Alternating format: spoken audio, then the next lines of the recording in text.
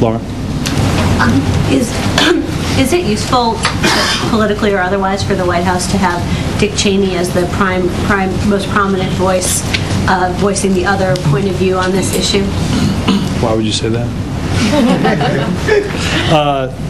Look, I think that would ask me to speak to the motivations about why Vice President Cheney is doing what he's doing. I don't fully understand. I haven't had a chance, obviously, to speak with him about this. I don't know, again, what his motivations are. I mean, I will say it does, in reading and in watching some of these debates, it appears as if there's a continuation of a debate that happened inside of an administration over the course of many years that is still being had by a former vice president, former secretary of state, former staff to secretaries of state, but I can't speak overall to the motivations. Well, I guess I wasn't asking about the motivation, but more given the fact that he is doing it for whatever reason he may have. Is he a useful counterpoint for the president's case? Well, I would say this. I think that I think there was a fairly hefty debate in 2007, 2008, and certainly even well before that, about whether the decisions that we were making as a nation and the steps that we were taking, how that affected our security, how that affected who we are.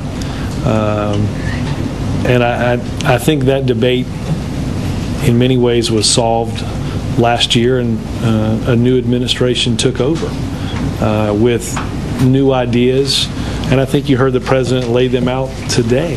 This is a president that is taking the steps to provide the resources necessary to go directly at the region of the world that planned and executed the very attacks that basically were central to both speeches today. That's through the resourcing in Afghanistan and in Pakistan. Efforts to ensure that the most dangerous people in the world don't get their hands on the most dangerous weapons. The administration's effort to renew the non-proliferation regime in order to ensure that loose nuclear material isn't available on the black market. Steps that are being taken to invest in a 21st century military. I think those are all steps that the president advocated as part of the campaign and is instituting as the commander-in-chief.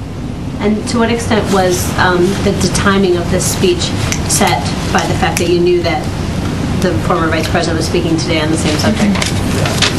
If my recollection is right, we chose Thursday sometime last week, but it wasn't based on the fact that anybody else was speaking. I mean, you were conscious of the fact that. Well, I mean, I think there was an awareness that he was speaking, but the speech wasn't scheduled because he was speaking on a certain day.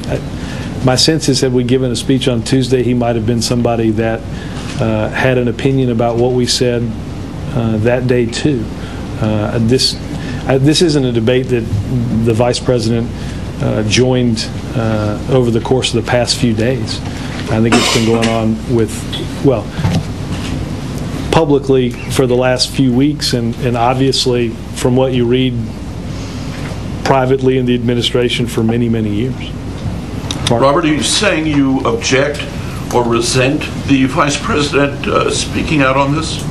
I don't think I said that. I'm asking, are you saying it? No.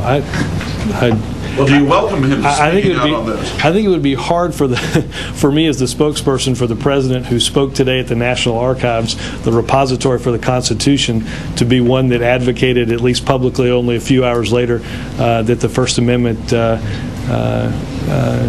didn't pertain to a former vice president. So certainly I'm not making that. The president believes, as I believe the former vice president probably does, that the beauty of this great country is anybody can share their opinion.